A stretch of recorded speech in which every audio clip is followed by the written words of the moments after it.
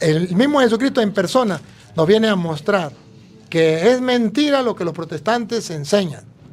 Basta con que confiese con sus labios que Cristo es el Señor y ya será salvo. Vamos a ver qué dice Cristo. No todo el que me dice, Señor, Señor. Eso es confesar a Cristo con los labios. Pero es mentira lo que dicen los protestantes, que basta con eso para ser salvo. Sino el que hace la voluntad de mi Padre que está en los cielos. Ese pedacito es importante y lo saltan los protestantes. Hacer la voluntad. ¿Y cuál es la voluntad de Jesús? Esto es mi cuerpo, cómanlo. El que coma mi cuerpo y beba mi sangre tendrá vida eterna y yo lo resucitaré en el último día. Esa voluntad de Cristo, ellos no la creen. Mírale el engaño. ¿Cómo engañan a la gente los protestantes? Muchos me dirán en aquel día. Muchos testigos de Jehová, pentecostales, adventistas, mormones. Pare de contar. Señor, Señor, ¿no profetizamos en tu nombre? Aleluya, gloria al Señor. Nosotros confesamos con nuestro labio que Cristo es el Señor y profetizamos en su nombre. Aleluya. Padre Luis Toro, bienvenido a nuestra casa. Como ha dicho el Padre Randall, estamos contentos de que pueda acompañarnos y compartir con todos nosotros toda la experiencia que el Señor le ha permitido vivir. Gracias, gracias. Gracias a Monseñor, hoy por esta diócesis, que me ha abierto las puertas, y a los sacerdotes hermanos, que me han recibido con mucha alegría, y a todos ustedes, queridos hermanos, que hoy se unen a nosotros para gustar, saborear, como se hace con la miel en el paladar, saborear la palabra de Dios. De eso se trata. Estoy feliz de poder estar aquí con todos ustedes. Padre, su postura sobre el panteísmo. Gracias por escucharnos y por compartir con nosotros. La Virgen lo proteja. La Biblia es clara. La Biblia es clara y dice, no tendrás otros dioses fuera de mí. Solamente tenemos un solo Dios y tristemente hoy día con lo que es el santerismo, los babalaos, los santeros, los brujos, se han querido pues que creamos que muchas cosas son Dios, Dios por allí, Dios por allá, y se nos olvida que hay un solo Dios. Este problema lo tenemos ya en Venezuela, pero nosotros debemos estar muy claros. Las cosas no son Dios, las cosas son creadas. Y el único creador es Dios, principio y fin de todas las cosas. No podemos cambiar nuestra fe. Ciertamente nos quieren cambiar esa fe, pero nosotros debemos tener la experiencia, como dice el Papa, de un encuentro personal con Dios. Si tenemos un encuentro personal con Dios, jamás lo vamos a cambiar y mucho menos creer que las cosas creadas por Dios son dioses. Bueno, por acá están reportando sintonía la señora Margarita desde Ecuador a través de la www.diocesiddesanfernando.org. Ella hace la siguiente pregunta. Estoy en una región donde hay bastante presencia católica, pero si hay una sola iglesia, ¿cómo explicar y por qué hay tantas otras iglesias que se llaman las iglesias de Cristo? Porque Dios tiene un enemigo. Y todos los hijos de Dios tenemos un enemigo en común, que se llama el diablo. Y se llama diablo porque es el que divide, exactamente, eso es lo que significa diablo. Pero cuando Dios funda la iglesia, quiere una sola iglesia. Y ahí sí, pues tengo que compartir con la palabra de Dios, porque si no es la palabra de Dios, pues entonces no podemos aclararle a todos con fundamento. Aquí el compadrito me va a leer en Efesios capítulo 5, podemos leerlo desde el versículo 25. El Señor nos viene a decir en su palabra que exactamente no son 2, ni 3, ni 4, sino una sola iglesia. Maridos, amad a vuestras mujeres, así como Cristo amó a la iglesia. Ahí está en singular. Cristo amó a la iglesia. Cualquier persona que sea capaz de buscar la verdad y que sea pensante, puede descubrir que Jesús no dudó en decir que la iglesia es una. Maridos amen a su esposa como Cristo amó a la iglesia. Y cuando lo compara con el esposo y la esposa, todo mundo sabe que el marido debe tener una sola esposa, como Cristo tiene una sola iglesia. Pero más adelante lo va a decir clarito. Sigue. Y se entregó a sí mismo por ella, para santificarla, habiéndola purificado en el lavamiento del agua por la palabra, a fin de presentársela a sí mismo. Ahí viene, escúchenlo, atención, y estamos leyendo de la Biblia, Reina Valera. Jesús quiere presentarse para sí mismo. Una iglesia. Más claro no puede ser. Si no estuviera en la Biblia Reina Valera, pues bueno. Pero ahí está en la Biblia Reina Valera y nadie lo puede dudar. Es una iglesia. Y San Pablo, en 1 de Timoteo, capítulo 3, versículo 15, nos viene a decir cuál es la finalidad de Cristo al fundar esa iglesia. La finalidad es clara, que se conozca la verdad, pues la iglesia es columna y fundamento de la verdad. Escúchenlo. Para que si tardo, sepas cómo debes conducirte en la casa de Dios. Subrayen eso, en la casa de Dios, donde Dios habita a gusto, donde Él está con su familia. En la casa de Dios, que es la iglesia. en singular, no habla en plural, la iglesia. O sea, Dios tiene una iglesia. Iglesia significa congregación. Una iglesia, pero si nosotros nos congregamos, somos, por decir algo, la iglesia pentecostal y estamos congregados, entonces no es iglesia. Oh, sí, claro que sí. Y si somos adventistas y nos congregamos, pues eso significa iglesia. Iglesia significa congregación. Pero ojo, ojo, ojo. Dios tiene una iglesia. ¿Y qué significa? Que hay otras iglesias, pero que no son de Dios. O sea, la de Dios significa que es la que Él fundó en primer lugar. Y en segundo lugar, la que mantiene su doctrina, su enseñanza o su verdad, como ya lo va a expresar el mismo San Pablo. Porque si la persona dice, es que iglesia significa congregación, ¿estamos de acuerdo? Pero pregunto, ¿y cuando se unen los borrachos de un pueblo a tomar en una esquina, dime, ¿no están congregados? Sí. ¿Y cuando se reúnen los drogadictos a fumar, dime, ¿no están congregados? Sí. ¿Y cuando los asesinos se reúnen para matar a una persona, o los guerrilleros para secuestrar a alguien, pregunto, ¿no están congregados? Sí.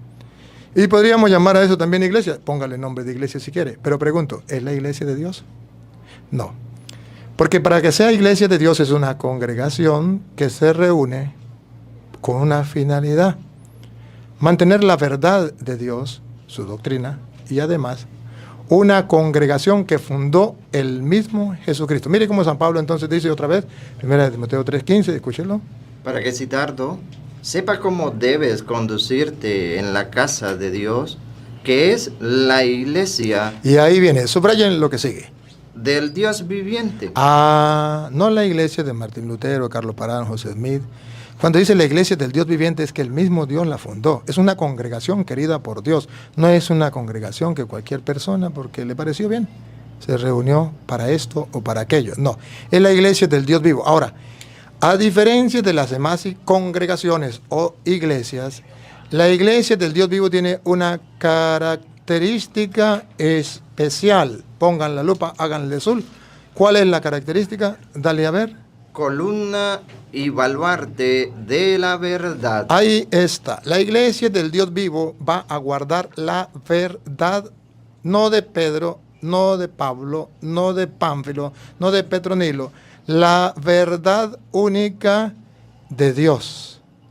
Es columna y fundamento de la verdad. Según San Pablo dice que Dios creó la iglesia para que sea columna y fundamento de la verdad. O sea, para que la verdad esté en alto y el mundo entero la pueda conocer. Pero pregunto, ¿y quién es la verdad? Jesucristo dijo, yo soy el camino, yo soy la verdad. Ahora, ¿qué es lo contrario a Cristo? ¿Quién es el que se opone a Cristo? El diablo. Y el diablo, según dice la misma Sagrada Escritura, no lo vamos a buscar, te lo voy a buscar en la casa, San Juan capítulo 8, versículo, lo puedes leer desde el 40 en adelante, donde habla sobre el problema del diablo. Y en el 44, por allí dice, el diablo es el padre de toda mentira. O sea, lo contrario de Cristo. Cristo es la verdad y el diablo La mentira, padre de toda mentira. Y la iglesia es columna y base de la verdad. O sea, que existen las sectas para destruir la columna y base de la verdad. Para que nadie conozca la verdad. Y para que haya muchas, entre comillas, verdades, supuestas verdades. Y al existir muchas supuestas verdades, la gente no sabe a quién creerle. ¿No es eso lo que pasa con las sectas? Claro que sí. Pero ¿para qué fundó Cristo la iglesia? Para que sea columna y fundamento de la verdad. Ahora, ¿por qué atacan la iglesia? Porque al atacar la iglesia buscan destruir la columna y la base de la verdad para que se vaya abajo y nadie pueda ver la verdad en alto y nadie conozca la verdad y el mundo ande en la mentira. Pero la iglesia de Jesucristo es una sola. Y esa iglesia fue fundada por el mismo Jesucristo, y con esto pues termina la preguntita, Mateo 16, 18, cuando la fundó el mismo Jesucristo en persona, en la persona de Pedro, y le dio la autoridad, le dio las llaves del reino, le dio la garantía de que el cielo podrá reafirmar lo que él haga en la tierra. Escuchemos cómo dice. Y yo también te digo que tú eres Pedro, y sobre esta roca edificaré mi iglesia. Cuando dice mi iglesia, significa que es una y que le pertenece a Cristo. O sea, mi congregación no es la congregación de los borrachos para tomar licor.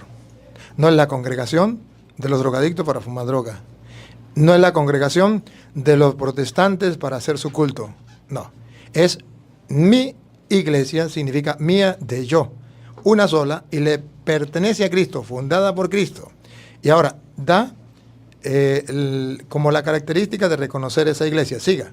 Y las puertas del Hades no prevalecerán contra ella. Esa iglesia no va a ser destruida. Esa iglesia debe tener, pues, el tiempo que tiene Cristo, de haberla fundado, 2000 años. Y si no tiene 2000 años, no es la de Cristo. De ahí entonces viene la persona pensante y dice, ¿cómo puede ser la iglesia de Cristo una secta que la más vieja lleva 505 años, que ya le cantamos el cumpleaños? La más vieja, 505 años. ¿Cómo va a decir que la iglesia es de Cristo si dice que nadie la puede destruir? O sea, que desde que Cristo la fundó, debe existir. Y hay constancia que esa iglesia que existió desde Cristo, la iglesia católica, tan así, que esa iglesia católica en el año 382 fue la que hizo la Biblia, porque Cristo no hizo la Biblia. Fundó la iglesia, y luego, 382 años después, con el Papa San Damaso I, Papa de la Iglesia Católica, la iglesia hace la Biblia. Primero fue la iglesia, y después fue la Biblia. Luego, los hermanos separados, como no saben eso, agarran la Biblia y fundan iglesia, todo al revés. Y Jesús no solamente dice que esa iglesia durará en el tiempo, sino que además nos garantiza a ustedes y a mí que si vivimos en esa iglesia podemos entrar al cielo. Óiganlo.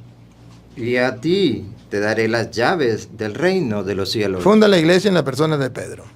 Le entrega las llaves y le dice, a ti te doy las llaves del reino de los cielos. Yo quiero ser miembro de esa iglesia porque yo quiero ir al cielo. Y la única iglesia que tiene, a ti te doy la llave del reino, se la dio a Pedro, representante de la iglesia que dejó Cristo en la tierra, y le dejó la llave del reino de los cielos. ¿Para qué? Para que no andemos creyéndole a cualquier persona que dice, vente conmigo y serás salvo. Si vienes conmigo, aleluya, gloria al Señor, no tendrás que pasar ni siquiera por el purgatorio, irá directamente al cielo con tu ropa y zapatos el día que se muera. Así engañan a la gente. Pero dice la Biblia que es una cosa muy distinta. A ti, Pedro, significa Pedro, estaba hablando con Pedro, te daré las llaves del reino de los cielos. ¿Cuál es la diferencia entre la iglesia católica y la secta? Que la iglesia católica tiene las llaves del reino de los cielos y la secta, la de su casa, tendrá las llaves. Pero la del reino de los cielos no. Entonces, como ellos saben que no tienen las llaves del reino de los cielos, se desesperan en engañar a la gente y repetir con un disco rayado, vente conmigo y serás salvo, vente conmigo, aleluya, gloria al Señor, y serás salvo y te irás directamente para el cielo con tu ropa sin entrar por el purgatorio. Porque saben que si no engañan, nadie los va a seguir. Porque saben que si la gente llega a descubrir que en la una y única iglesia que fundó Cristo están las llaves del reino de los cielos, si la gente llega a creer esa palabra, la llega a encarnar, las sectas se quedan vacías. Las iglesias, los templos de las sectas se quedan vacíos. Y luego Jesús le promete, no solamente las llaves del reino en los cielos, Dios va a respaldar esa iglesia. Escuchen. Y todo lo que atares en la tierra será atado en los cielos. No se lo dijo a Carlos Parán, no se lo dijo a José Smith, no se lo dijo a Elena de Guay, no se lo dijo a Martín Lutero, fundador, padre de las sectas, no. Se lo dijo a Pedro, lo que ates en la tierra quedará atado en el cielo y lo que desates en la tierra quedará desatado en el cielo. ¿Quién no puede ver en esas palabras la autoridad dentro de la iglesia que Dios le dejó en Pedro, en la tierra, a esa iglesia, para que podamos todos alcanzar la salvación? Ahí se lo expongo. Bueno, pues que era una preguntita, la estoy respondiendo, vamos a ver, hay otra. La señora Carmen Andrade, desde Terronduro, dice... los testigos de Jehová dicen que no puede existir la Santísima Trinidad porque Dios es uno solo. Pero también me escribe el señor Malvin Vivas. Él es protestante, hace vida en la iglesia pentecostal Roca Fuerte de la Vía Los Cedros. Dice, yo reconozco que la iglesia católica es la más antigua, pero no puede decir que es la única, porque dice la palabra de Dios que el Señor ama a los que le temen y le obedecen. Me alegra que me voy por la final y después me recuerda la Trinidad. Le felicito que reconozca que es la más antigua, pero cuando dice que es la única porque el Señor ama a los que... A los que le obedecen a, y le temen. a los que... Citando los hechos de los apóstoles. Ajá, dígame, porque el Señor ama a los que ¿qué? A los que le obedecen y le temen. A los Dice el texto. a los que le obedecen y lo temen. Y eso es verdad. ¿Y saben qué? Las sectas no le obedecen a Cristo. Ya lo miramos. ¿Cuántas iglesias quiere Cristo? Tú eres Pedro, sobre esta piedra edificaré mi iglesia. ¿Le obedecen?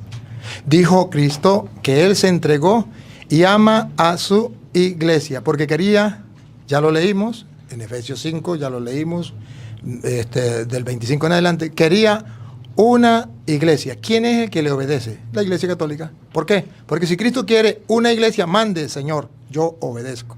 Las sectas dicen, pues yo creo en Cristo, pero no le obedezco. Que Él quiera una sola iglesia, que Él haya dicho que es una sola iglesia, pues a mí me parece que no. Pues mire, el que le ama y obedece, el que le teme, pues ese es el que no puede fundar varias iglesias, porque quiere la unidad. Fíjense ustedes, el mismo Jesucristo que quiere, Pablo viene a decir que Jesucristo es el querer de Él. Una sola iglesia, por ejemplo. Lo voy a mostrar primero Cristo y Pablo lo toma después. En San Juan capítulo 17, versículo 21. San Juan 17, 21, Jesucristo expresa el querer de Él. Escúchenlo. San Juan 17, 21. Ni dirán. San Juan 17, 21. Allí expresa Jesucristo el deseo de que todos sean uno solo. Hay que obedecer, escuche. Para que todos sean uno. Ahí está, hay que obedecer. Pregunto, ¿los hermanos separados obedecen? Que todos sean uno. Y este uno lo toma San Pablo en Efesios capítulo 4, versículo, leámoslo desde el 3. En el versículo 3, San Pablo viene a expresar lo mismo de Jesucristo, de otra manera. La manera es la unidad, pero en una sola iglesia.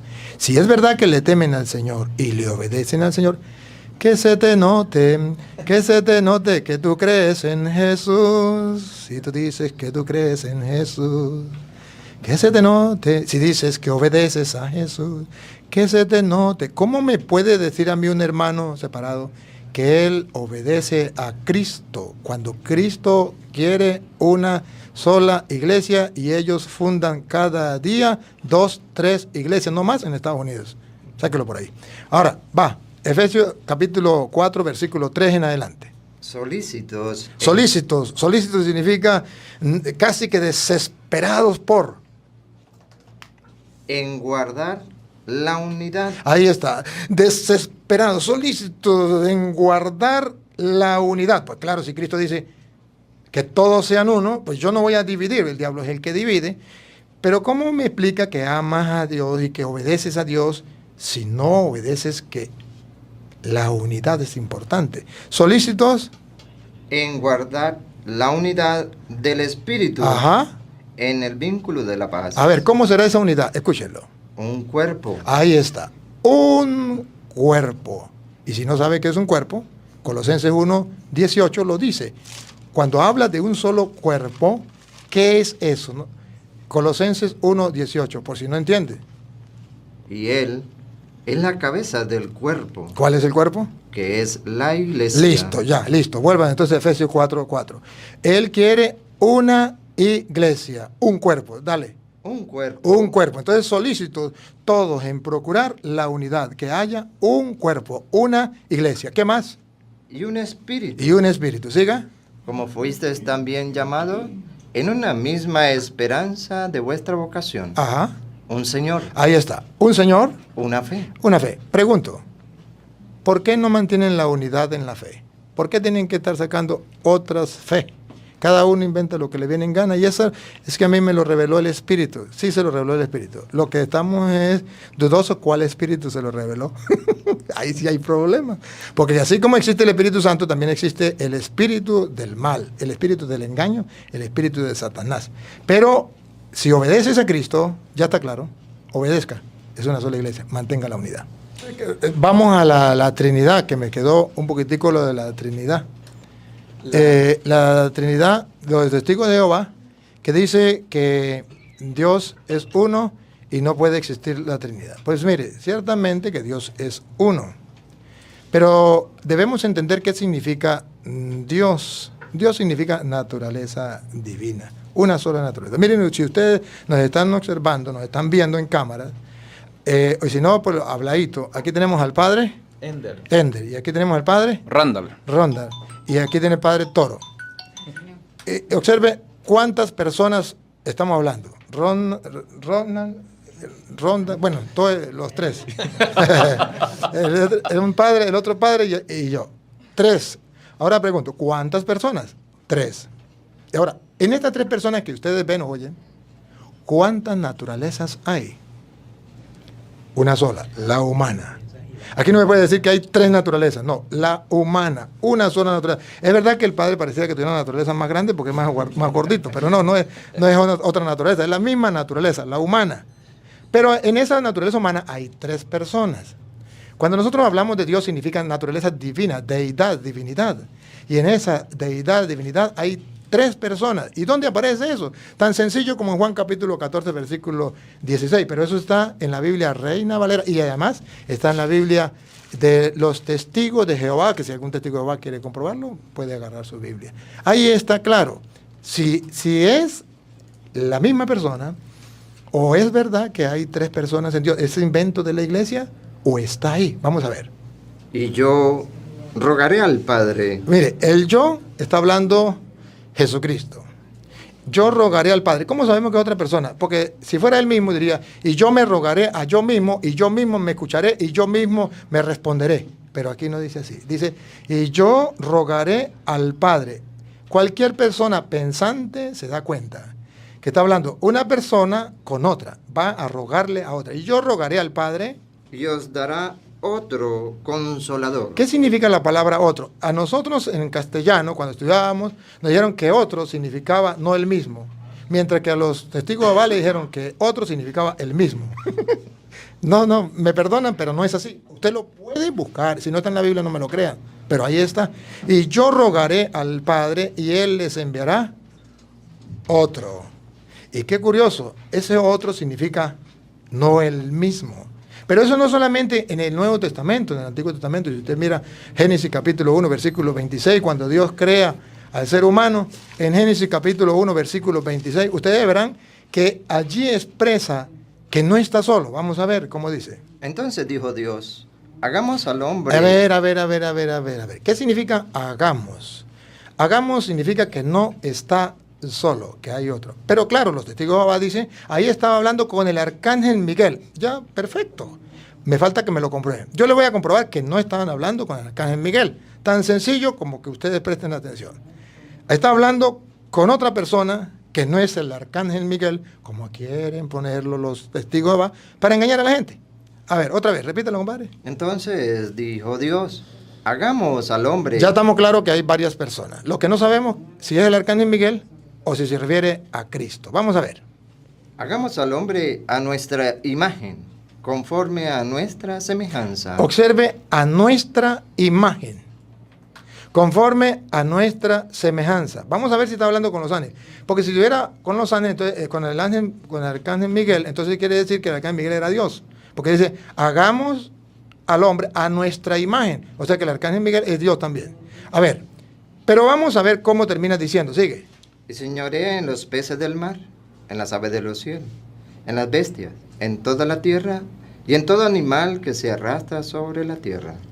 Y creó Dios Ahí, la lupa, por favor. Y creó Dios al hombre. Vamos a ver si al hombre lo creó a imagen del ángel San Miguel, al arcángel San Miguel, o lo creó a imagen de Dios. Si lo dice que creó Dios, le creó al hombre a imagen de Dios, significa que con el que estaba hablando no era el arcángel Miguel.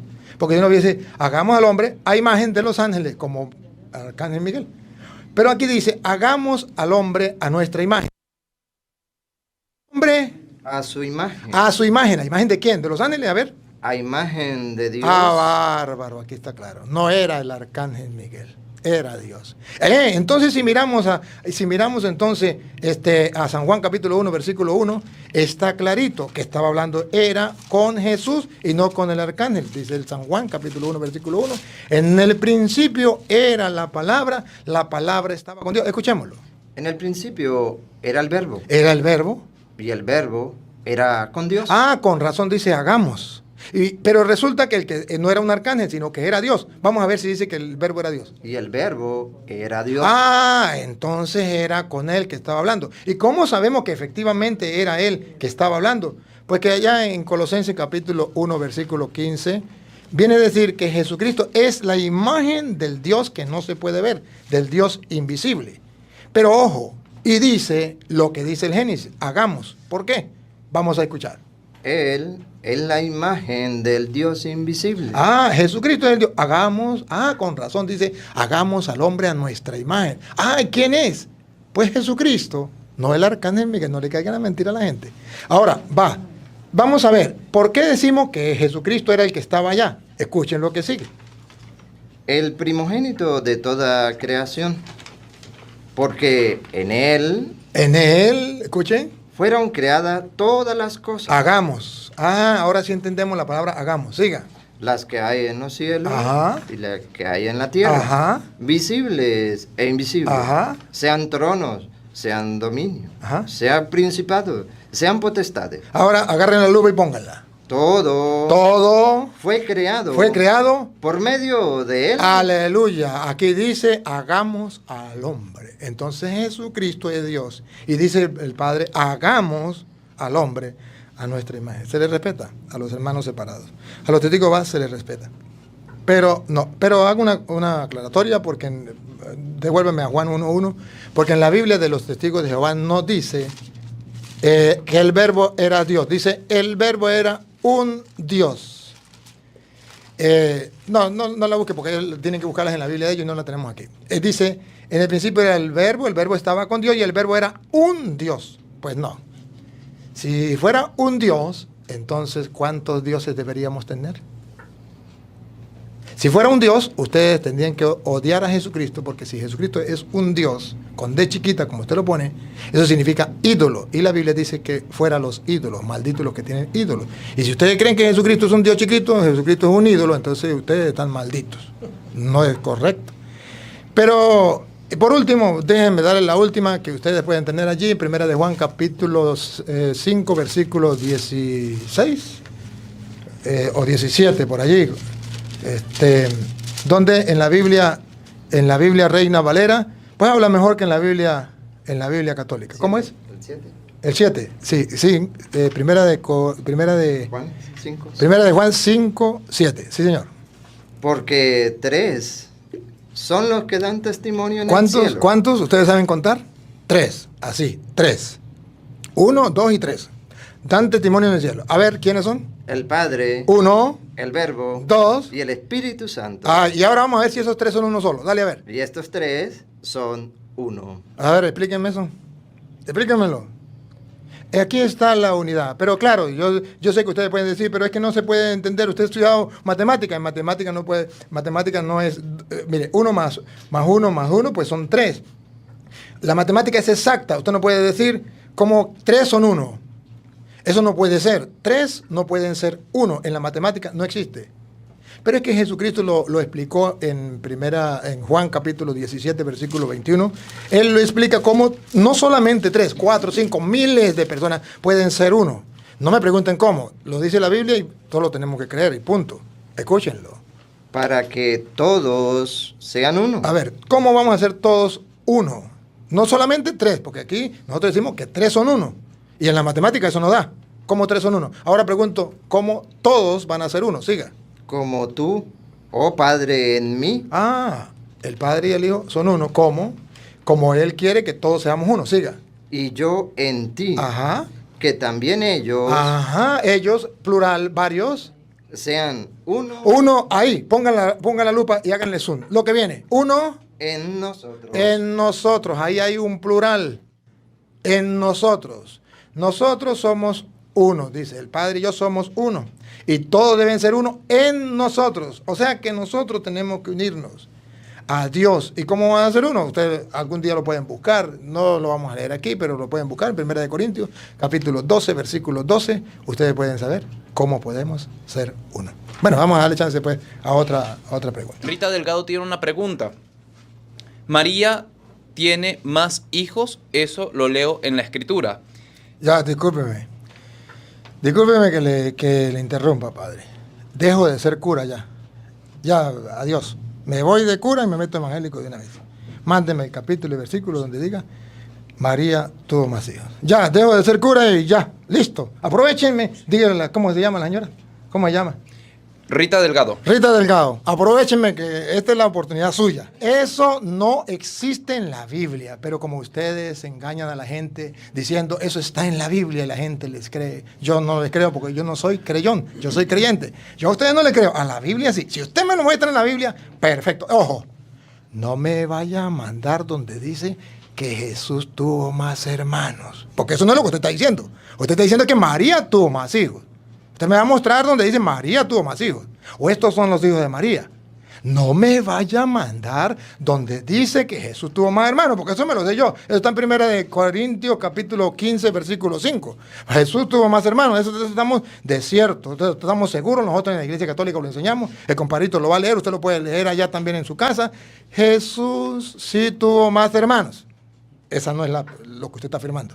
Usted está afirmando es que María tuvo más hijos. Y yo eso es lo que niego. Entonces aquí uno de los dos es mentiroso. O usted o yo. Y si usted me lo muestra con la Biblia, yo dejo de ser cura y me meto a evangélico ya.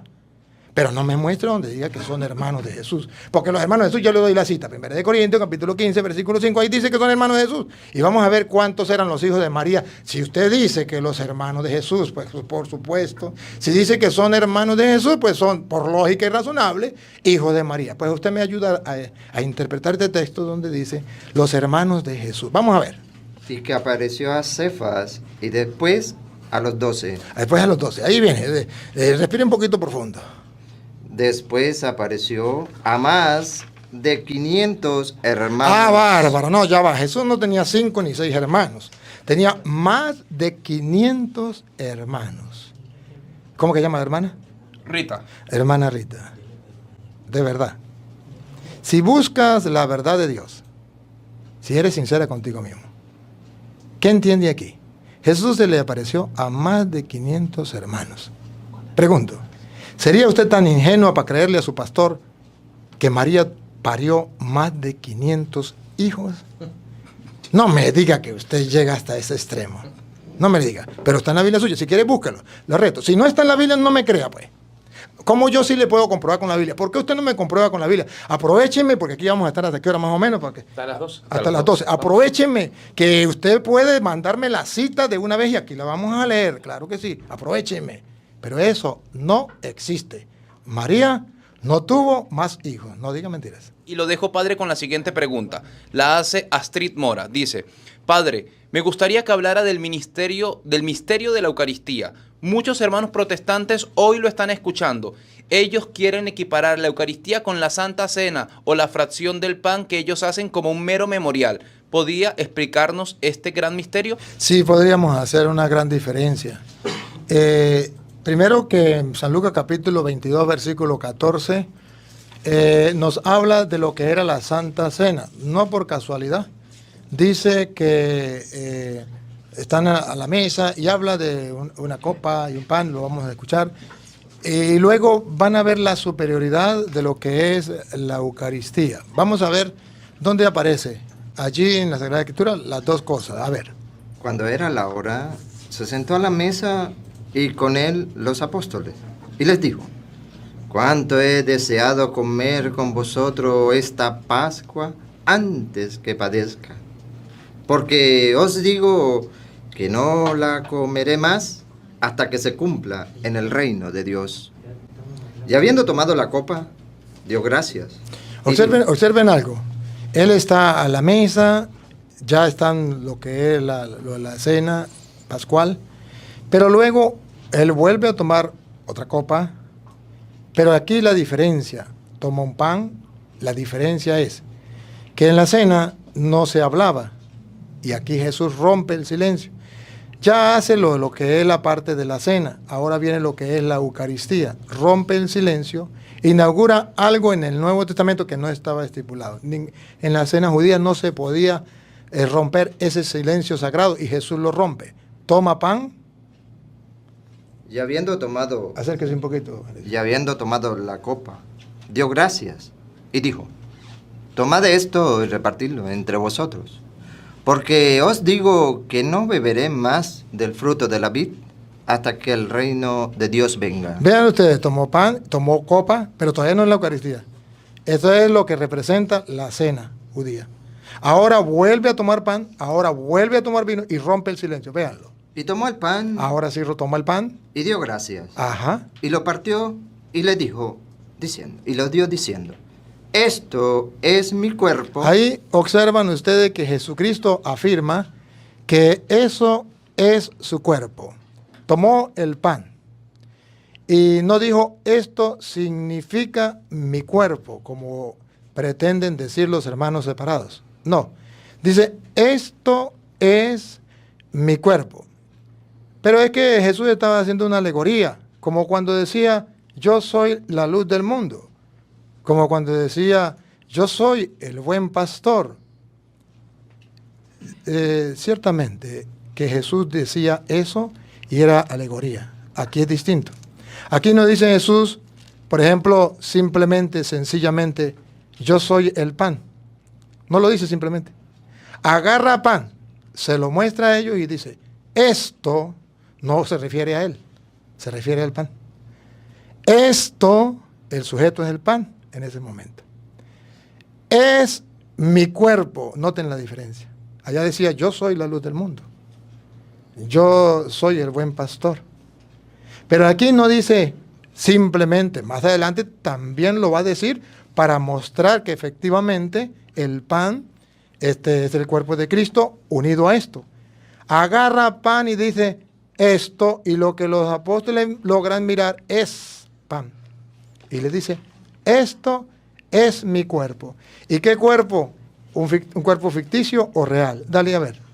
Esto es mi cuerpo que por vosotros es dado. Es el cuerpo que se entrega por todos, por la salvación del mundo. Sigue.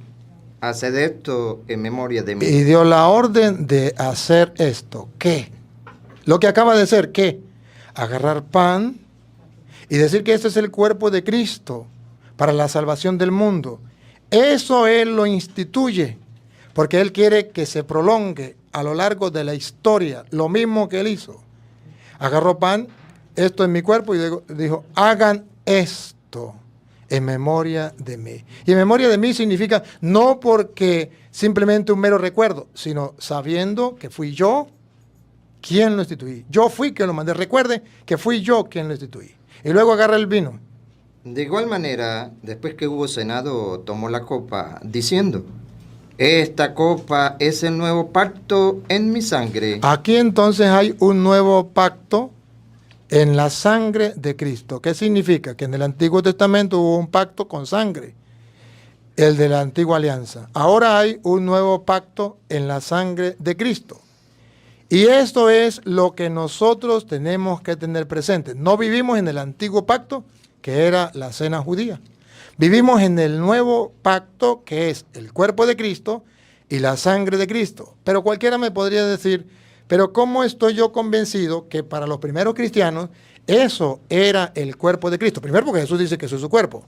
Pero segundo, porque lo encontramos, por ejemplo, en 1 de Corintios, capítulo 11, versículo 17. En el capítulo 11, versículo 17 va a mostrar cómo hay una diferencia entre lo que sería la cena judía, cualquier cena, con la Eucaristía, el cuerpo y la sangre de Cristo. Vean ustedes. Pero al anunciaros esto que sigue, no os alabo, porque no os congregáis para lo mejor, sino para lo peor. Oye, se congregaban no para lo mejor, sino para lo peor. ¿Cuándo era lo peor? Dale. Pues en primer lugar, cuando os reunís como iglesia, oigo que hay entre vosotros divisiones. Oh, no le gustan las divisiones a Jesús. Sigue. Y en parte lo creo, porque es preciso que entre vosotros haya disensiones, para que se hagan manifiesto entre vosotros lo que son aprobados. Ahora vean ustedes qué es la cena judía. Pongan cuidado. Cuando pues os reunís vosotros, esto no es comer la cena del Señor. Ah, bárbaro. Él está diciendo que sí hay gente que se reúne, pero en vez de para bien, se reúne para mal. Y comen una cena, pero que no engañen a la gente diciendo que es la cena del Señor. ¿Y por qué están engañando a la gente diciendo que es la cena del Señor? ¿Cuál es la diferencia entre una cena y la otra? Porque las dos son cenas, porque dice, cuando se reúnen para la cena, ya no es la cena del Señor. ¿Cuál es la diferencia? Siga. Porque al comer, cada uno se adelanta a tomar su propia cena. Y uno tiene hambre y otro se embriaga. Ah, porque igualaron la cena del Señor con cualquier cena. Entonces es comer galleta con Coca-Cola, eso ya, entonces vamos a unirnos aquí, algo fraternal, vamos, como dice los colombianos, en llave, vamos a comernos ahí esa galletica y una gaseosa, pero ya va. Dice, ¿esa es la cena del Señor? Y Pablo dice, no, Señor, así no es la cena del Señor. ¿Cómo es la cena del Señor? Versículo 23.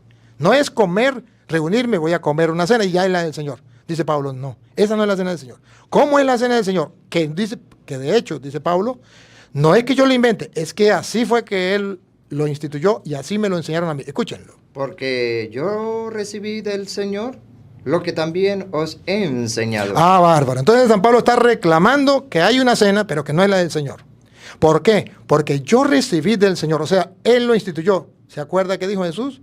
Hagan esto en memoria mía. ¿Qué está haciendo Pablo? Memorial de lo que Jesús hizo. Yo recibí del Señor. ¿Cómo sabemos que es memorial de lo que hizo Jesús? Porque Pablo no conoció a Jesús.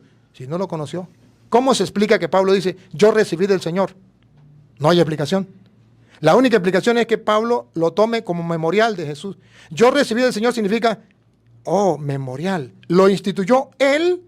Entonces, no importa que lo haga un apóstol, es como si lo hiciera el mismo Jesús. Eso significa, háganlo como memoración mía, o sea, háganlo porque yo lo mando, no como un mero recuerdo, ¿no?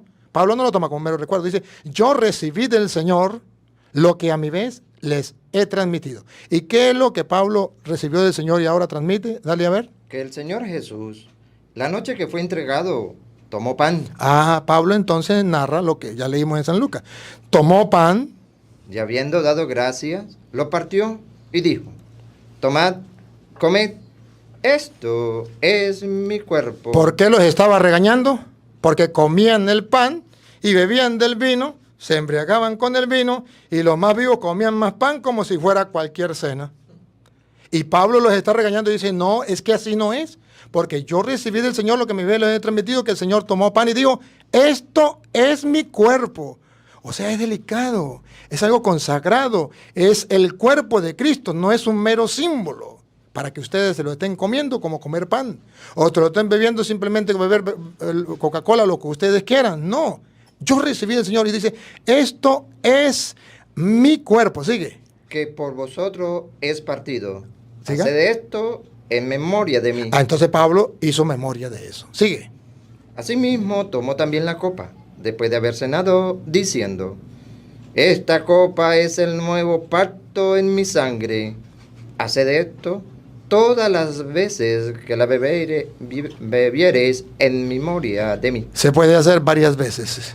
Y en la iglesia se hace varias veces. Todas las veces que lo haga, beban en memoria de mí. Pero ahora, San Pablo sigue explicando por qué la cena de los protestantes no es la cena del Señor. Sigue. Así pues, todas las veces que comieres este pan y bebieres esta copa, la muerte del Señor anunciáis hasta que Él venga. Entonces Pablo está diciendo que ese pan y ese cáliz es el cuerpo y la sangre de Cristo, a tal punto que cada vez que se haga, se está anunciando la muerte del Señor hasta que Él venga. Nadie puede cambiarlo. Y entonces es lo que nosotros llamamos el sacrificio incruento de Cristo. Él se sacrificó, Él se entregó, pero Pablo dice, y cada vez que lo haga están proclamando la muerte del Señor hasta que Él vuelva. O sea, Jesucristo murió en su tiempo y nosotros no existíamos. Pero cuando nos celebramos la Eucaristía, nos incorporamos a esa muerte de Cristo, a esa sangre de Cristo que tiene poder para limpiarnos y purificarnos. Y Él entonces viene a alimentarnos, porque Él es el Cordero, Él es el pan, Él es el alimento espiritual. Y ahora escucha el reclamo de Pablo. Dale. De manera que cualquiera que comiere este pan. Ahí está. Aquí está regañándolos por la cena que comen. Y dice, de manera que el que comiere de este pan. ¿Cuál este pan? No el pan de la panadería. Cuando dice de este pan significa no el pan de Petronila de la panadería o de Pánfila de allá de la casa de ella. No. O el pan de los protestantes. No. El que comiere de este pan, el que Jesucristo instituyó y dejó en manos de los apóstoles. Punto. He dicho, caso cerrado. De eso se trata. Sigue. O bebiere esta copa del Señor. Ah, y bebiere la copa, no cualquier copa, la copa del Señor, la que Él instituyó, no estaba instituida. Acuérdense que estaba instituida la cena judía, pero esta es del Señor, a diferencia de las otras. El que bebiere esta copa del Señor, siga. Indignamente. A ver, si se come como los está regañando, ¿verdad? Los está regañando porque lo comen como cualquier cena. El que lo coma como cualquier cena y no reconozca que ahí está el cuerpo de Cristo, verán ustedes cómo dice que peca. No peca contra el pan, no peca contra el vino, peca contra el cuerpo y la sangre de Cristo. Si en ese pan y en ese vino no está Cristo, ¿cómo me explica de que va a pecar contra el cuerpo de Cristo? Pecaría contra el símbolo, pero no pecaría contra el cuerpo. Vamos a ver, el que coma indignamente de este pan, peca, vamos a ver cómo es. Será culpado del cuerpo y de la sangre del Señor. Repítelo de nuevo, el que coma, o el que De manera indignamente. que cualquiera que comiere este pan o bebiere esta copa del Señor indignamente, será culpado del cuerpo y de la sangre del Señor. El pecado será contra el cuerpo y la sangre de Cristo. Pero queda la interrogante. ¿Y qué es pecar indignamente? Porque es el que peca indignamente. Puede ser, alguna persona dice, pues el que comulgue con pecado. Ahí no se refiere a eso. Ciertamente que tenemos que examinar nuestra conciencia, pero ahí no se refiere a comulgar con pecado. Ahí el pecado es clarito, escúchenlo. El pecado es no reconocer a Cristo en el pan. Pongan cuidado. El que come del pan y bebe del cáliz indignamente peca contra el cuerpo de Cristo. ¿Cuál es el pecado? Escúchenlo. Por tanto, pruébense cada uno a sí mismo y coma así del pan y beba de la copa. Porque el que come y bebe indignamente, sin discernir Ahí está el pecado. Ahí está el pecado. Sin discernir, el cuerpo del Señor, sin darse cuenta que es el cuerpo del Señor, diciendo que es un mero símbolo, que es un pan con Coca-Cola que hay que comer, ¿qué pasa? juicio come ¡Ah, bárbaro! Juicio come, y bebe para sí. juicio come y bebe para sí. Entonces para San Pablo no era una mera cena. E incluso pone la comparación de los protestantes que tienen una mera cena y nosotros que creemos y estamos convencidos que ahí está Cristo y reconocemos que ahí está Cristo. Además, San Pablo, un poquitico más atrás en 1 Corintios capítulo 10 versículo 16, San Pablo viene a mostrar que efectivamente en ese pan y en ese vino está el cuerpo y la sangre de Cristo, a tal punto que cuando lo comemos entramos en una común unión con Él. ¿Y por qué Pablo dice eso? Escuchémoslo. La copa de bendición que bendecimos. La copa de bendición que bendecimos. ¿No le parece redundar? La copa de bendición. ¿Por qué dice que bendecimos? Por dos motivos. Pero a mí me interesa el segundo motivo. La copa de bendición significa la copa que dejó Cristo para bendecir al mundo. Que bendecimos significa que nosotros lo hacemos como Él lo mandó. Hagan esto en memoria mía. Esta es la sangre de la nueva alianza derramada por la salvación del mundo. Hagan esto en memoria mía. Entonces es una copa de bendición. La copa de bendición, ya Cristo la dejó. Se llama copa de bendición. Que bendecimos. Hacemos lo mismo que Cristo dejó. Hagan esto, lo mismo. Hacemos lo mismo de Cristo. Para bendición. La copa de bendición que bendecimos, ¿qué es para Pablo? Vamos a ver, pero los corintios se les olvidó y lo están comiendo como vino, ¿se acuerdan? Se embriagaban. Y comían como pan, ¿se acuerdan? Comían y a los otros que se quedaban sin comer nada.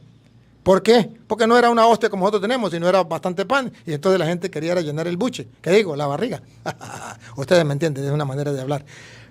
Pero luego ustedes van a detectar que para Pablo la copa de bendición que bendecimos, ¿qué es? Y que los de Corinto se les olvidó. Dale.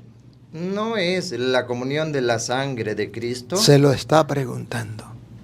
¿No es la comunión con la sangre de Cristo? Para nosotros los católicos sí es comunión. Para los protestantes no es comunión. ¿Y sabe qué significa comunión? Común unión. Me uno a la sangre de Cristo. ¿Y por qué la sangre de Cristo tengo que unirme a ella y beber de esa sangre? Porque recuerde que ahí está la vida. ¿Qué fue lo que perdió Adán y Eva? La vida. ¿Por qué en el Antiguo Testamento no se podía beber sangre? Porque ahí estaba la vida y habíamos perdido la vida. ¿Y por qué en el Nuevo Testamento Cristo nos viene a dar su propia sangre? Porque nos viene a dar la vida. Él es el camino, la verdad y la vida. Y más adelante vamos a leer donde dice, quien coma de mi cuerpo y beba mi sangre tendrá vida. ¿Qué nos trajo con la sangre? La vida. ¿Qué tenemos que hacer nosotros? Pues recibir esa sangre para tener vida. Ahora el pan. El pan que partimos. El pan que partimos, vamos a ver si es un mero símbolo. ¿No es la comunión del cuerpo de Cristo? Pregunta Pablo. ¿Es un mero símbolo? ¿O es la común unión con el cuerpo de Cristo? Pero bueno, ¿qué significa eso de común unión? ¿Y cómo es eso de comer para entrar en común unión? Que se lo explique Pablo, que es el que lo sabe. Yo solamente tomo la cita y se lo voy recalcando a ustedes. Escúchenlo. Siendo uno solo el pan, nosotros, con ser muchos, somos un cuerpo. Ahí está. Primero comemos para formar un solo cuerpo. Siga.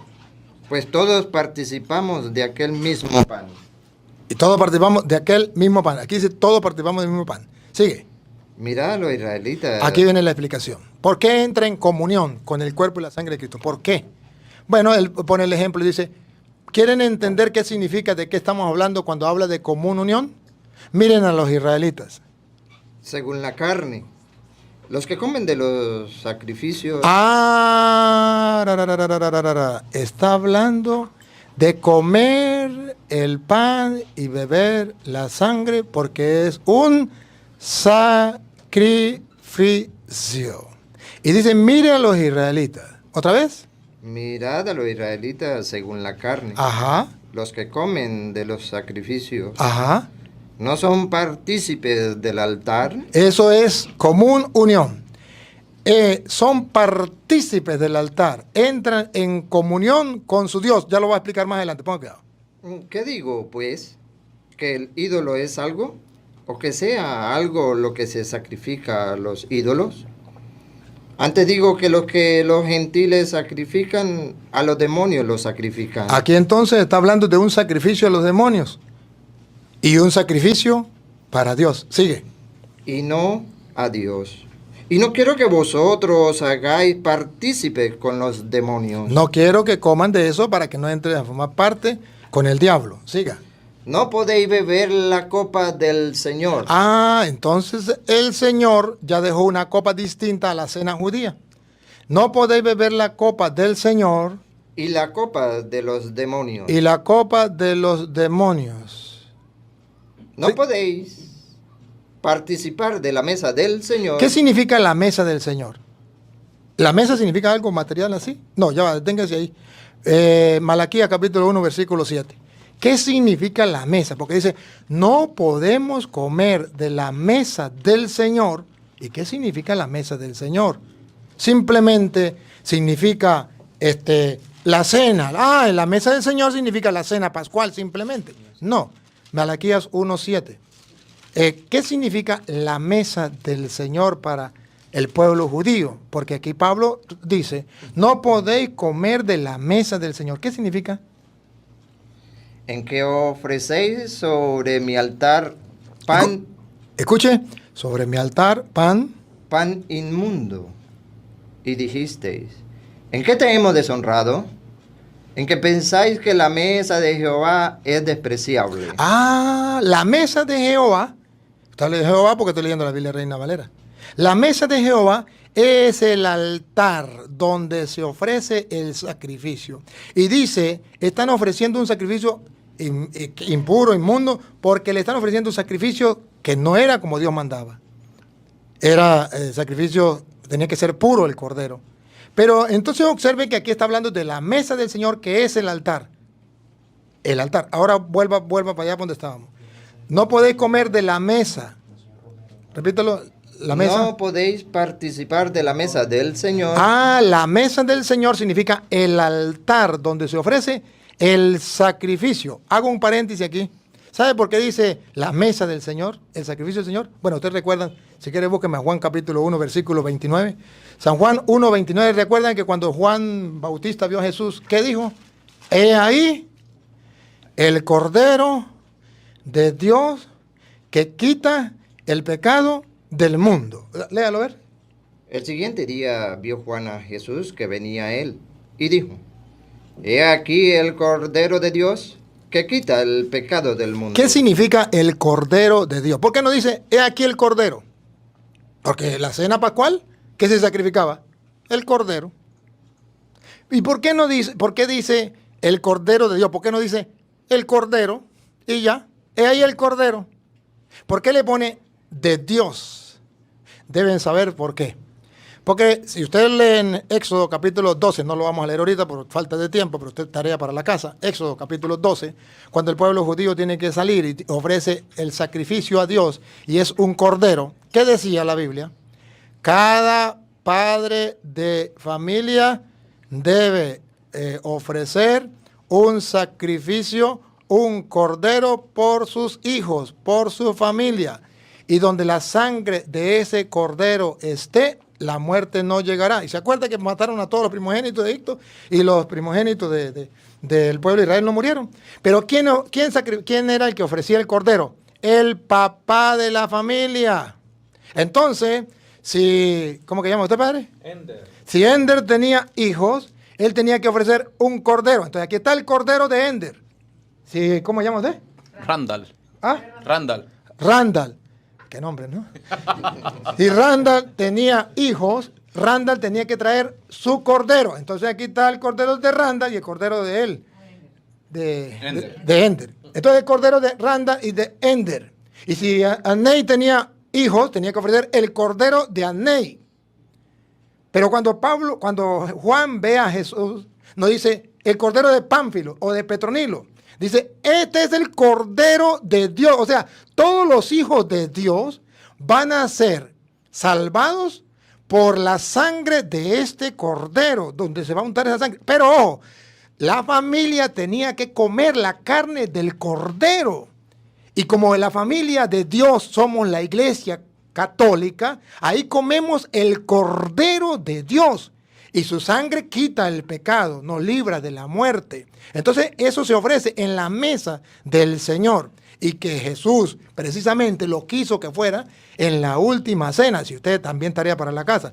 Si usted lee San Lucas capítulo 22, versículo 7, dice que efectivamente cuando se sacrificaba el Cordero Pascual, es cuando Jesucristo va allá a la cruz. Pero también ustedes pueden leer 1 Corintios 5:7, tarea para la casa, que Pablo dice, nuestro Cordero Pascual, Cristo Jesús, ya ha sido inmolado por nosotros. Entonces, aquí el Cordero de Dios que viene a salvarnos a nosotros, a darnos la salvación. Y entonces Pablo dice, no podéis comer de la mesa del Señor, o sea, del altar del sacrificio, donde está el Cordero de la familia de Dios, que tiene que comer, porque al comerlo se entraba en comunión con su Dios, y su sangre lo salvaba del pecado, de la muerte. Entonces dice Pablo otra vez. No podéis beber la copa del Señor y la copa de los demonios. No podéis participar de la mesa del Señor y de la mesa de los demonios. Entonces, en contraposición de las mesas de los demonios, está la contraposición de la mesa de Cristo, del Señor. El altar del Señor. Ahora pregunto, ¿y los protestantes tienen altar? ¿Y los protestantes tienen sacrificio? Tienen cordero, pero ¿quién ofrecía el sacrificio? ¿Quién ofrecía el cordero? Que me diga, ¿cualquier persona? No. Lo tenía que ofrecer era el sacerdote. Y los protestantes no tienen sacerdote, por no tener sacerdote, no tienen sacrificio, por no tener sacrificio, no tienen la mesa del Señor, que es el altar donde entran en comunión. Entonces, ¿cómo se le ocurre decir que van al culto, que incluso ellos dicen es el culto del Señor? Es imposible. En el culto del Señor, en la Eucaristía, que está en Hebreos capítulo 9, versículo 1, dice que en el Antiguo Testamento se ofrecía el culto, y dice cómo era el culto. Y luego dice que en el Nuevo Testamento existe un nuevo culto, que es el de Cristo. Vamos a escuchar. Ahora bien, aún el primer pacto tenía ordenanzas de culto. Escuchen las ordenanzas del culto. Los protestantes dicen, vamos para el culto, pero no saben ni lo que dice.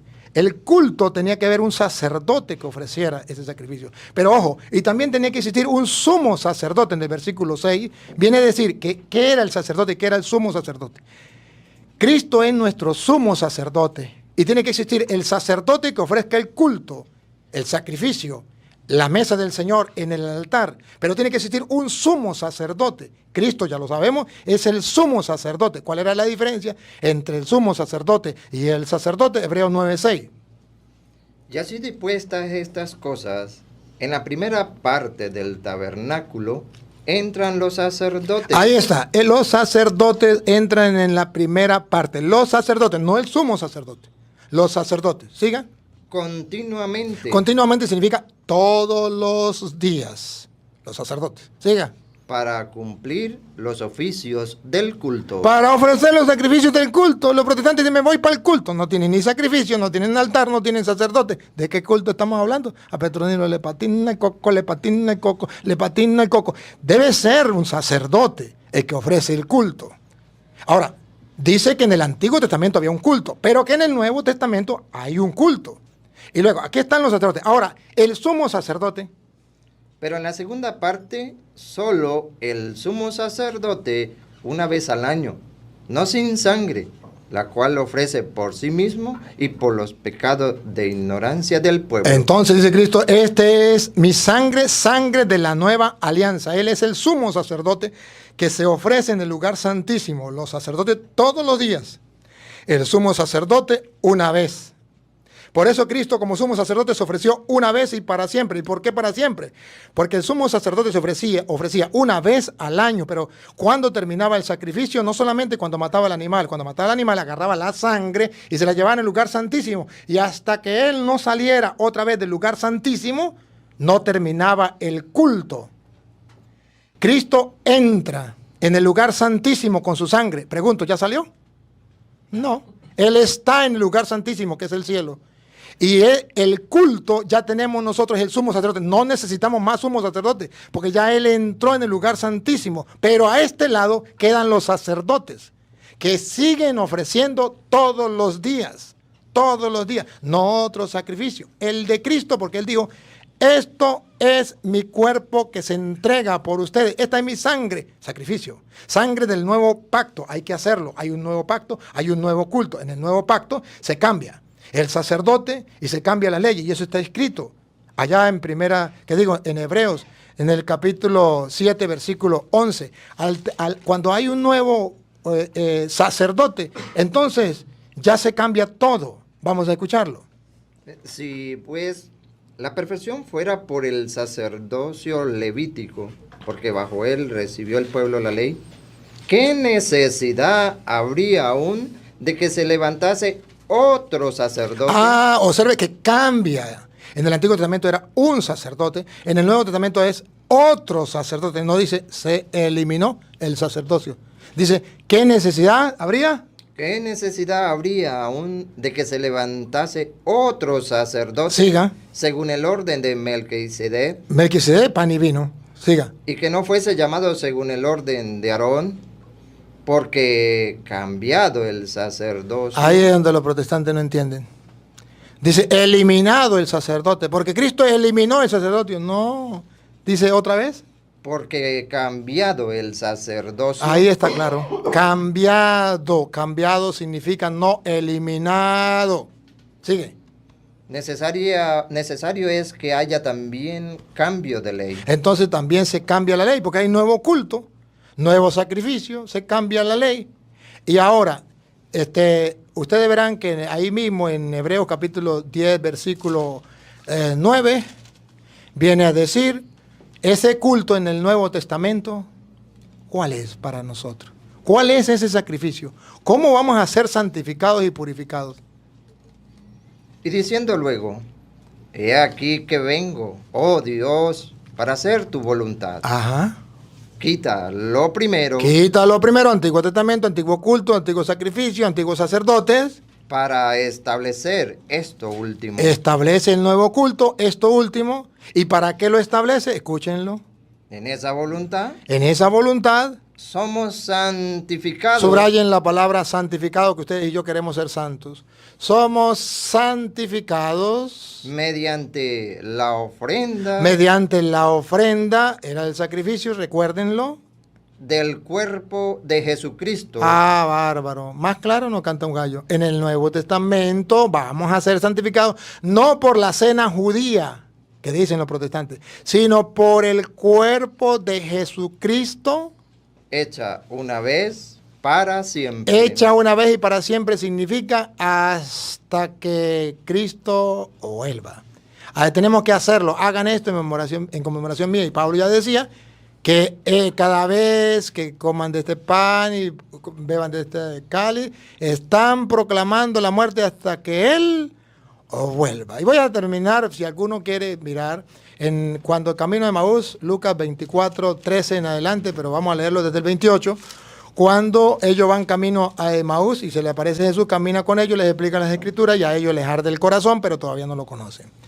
Van a ver cómo Jesús resucitado es reconocido por los apóstoles exactamente en la fracción del pan, que sería la Eucaristía. Escuchen. Llegaron a la aldea donde iban, y él hizo como que iban más lejos.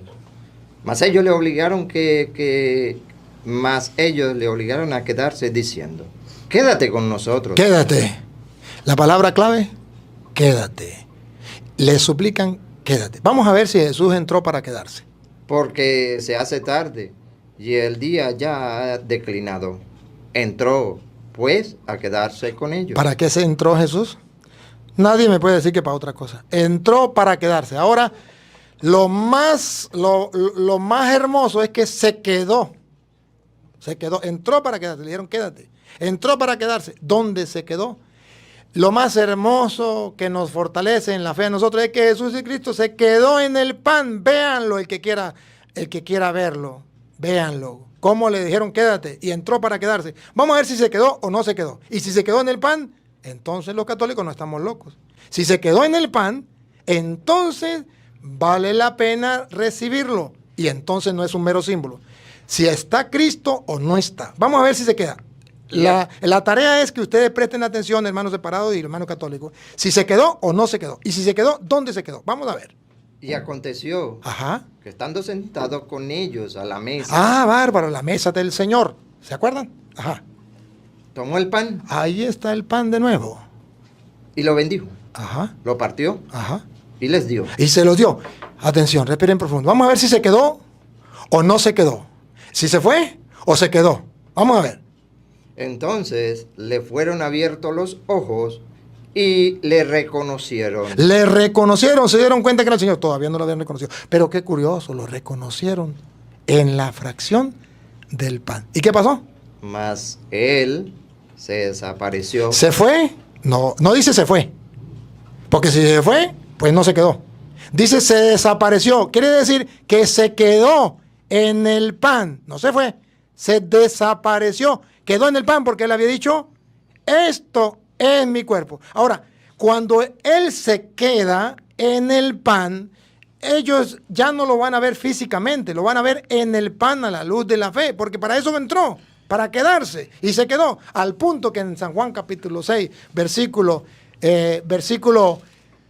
leámoslo del versículo 32. El 32, léame el 51 primero y después vamos al 32. El 51, ¿por qué? Porque vamos a hacer la conexión, ¿se quedó o no se quedó en el pan? Vamos a ver. Yo soy el pan. Ahí. Jesús dice, yo soy el pan. Esto no habría mayor diferencia entre que Jesús dijera, yo soy la luz, entre que Jesús dijera, yo soy el buen pastor. Igualito, yo soy el pan. Pues habría una similitud entre yo soy la luz, yo soy el buen pastor. Es que Jesús era un pastor, literalmente, pues no, así como con ovejas de animales, pues, me refiero. Jesús era el sol como tal, no, literalmente. Pero entonces, ¿por qué dice yo soy el pan? Bueno, hasta ahí pareciera que es igual.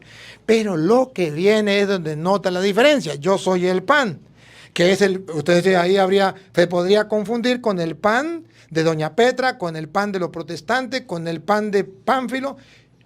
Pero ¿qué es lo que lo diferencia de los otros panes? Dale, yo soy, repítelo, compadre. Yo soy el pan. Hasta ahí, igualito los demás. Vivo. Ahí está la diferencia. ¿Han visto ustedes un pan vivo? Búsquenmelo. Cómprenmelo. Cuando dice yo soy el pan vivo, significa que cuando desapareció, se quedó en el pan. Por eso es yo soy el pan vivo, que en castellano el pan vivo significa yo estoy en el pan, porque utiliza el verbo ser o estar. Yo soy o yo estoy. Yo estoy vivo en el pan o yo soy el pan vivo.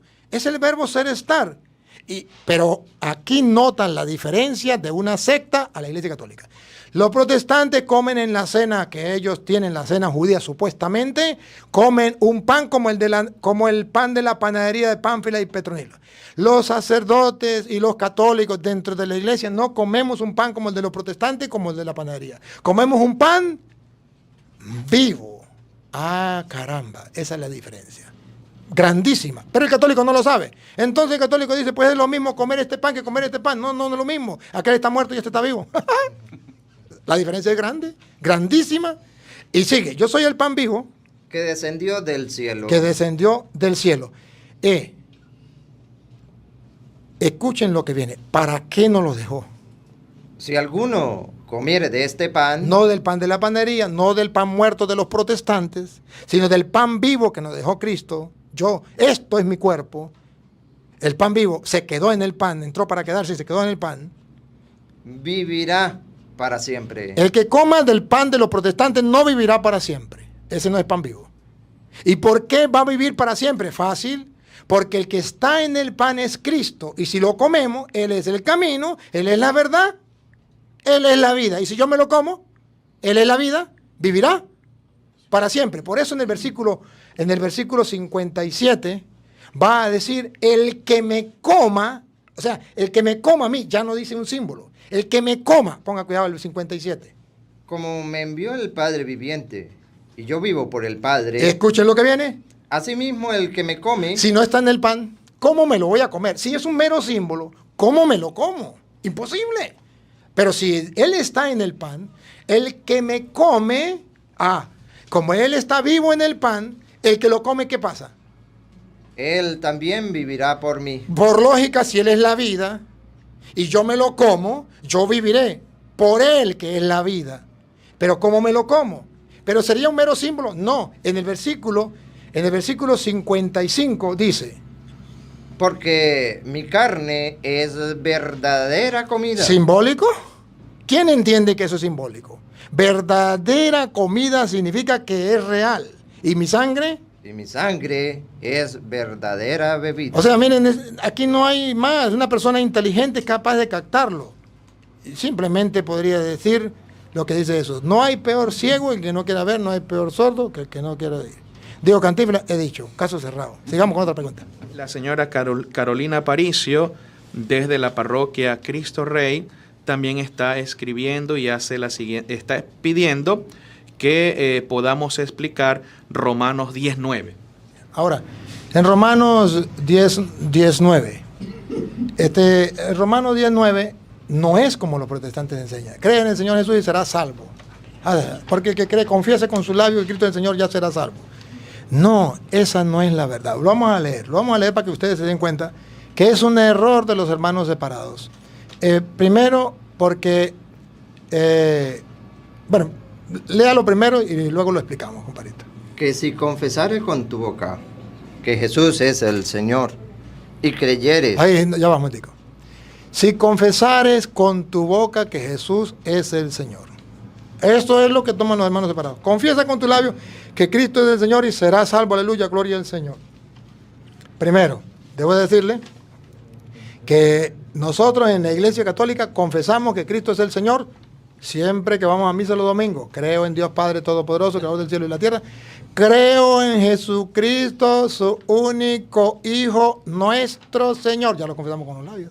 No necesito meterme protestantes. Pero como los protestantes saben que los católicos son ignorantes en el campo de la Biblia, les dicen y lo engañan.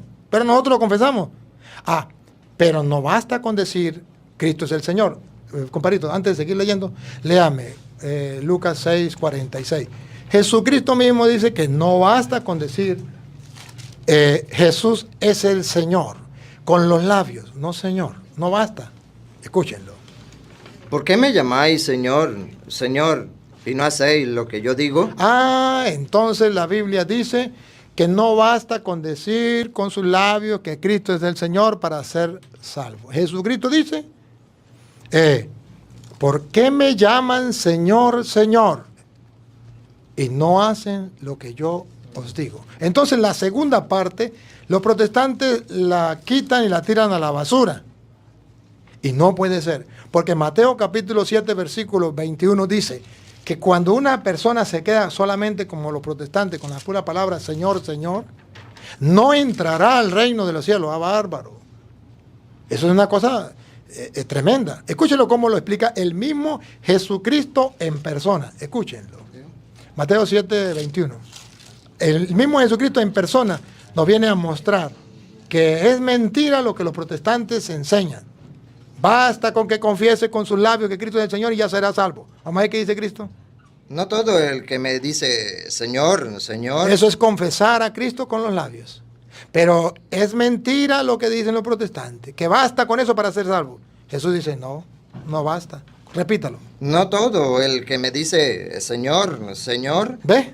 No todo el que me dice Señor, Señor entrará en el reino de los cielos. Entonces que los protestantes están enseñando mentiras.